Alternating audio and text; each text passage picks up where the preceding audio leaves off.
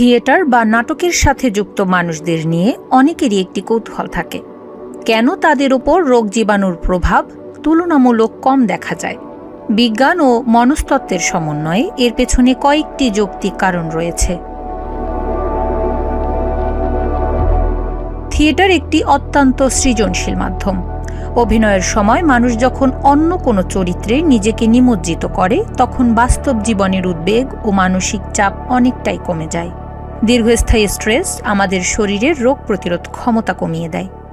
শিল্পচর্চা যেহেতু স্ট্রেস কমায়, তাই স্বাভাবিকভাবেই শরীর ভাইরাসের বিরুদ্ধে লড়াই করতে বেশি সক্ষম থাকে।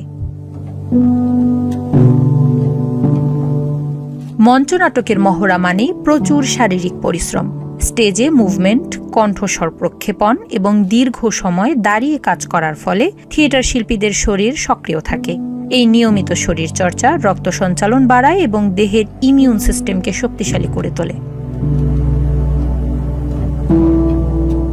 মনের ভেতর জমে থাকা আবেগ বা ক্ষোভ যদি বেরিয়ে না আসে, তবে তা শরীরে বিভিন্ন জটিলতা সৃষ্টি করতে পারে।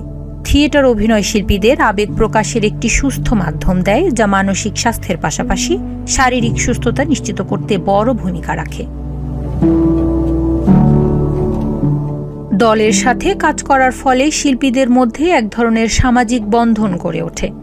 এই সামাজিক সম্পৃক্ততা ও হাসি খুশি পরিবেশ মানুষের মনে জীবনী শক্তি যোগায়, যা পরোক্ষভাবে রোগ প্রতিরোধের শক্তি বাড়ায়।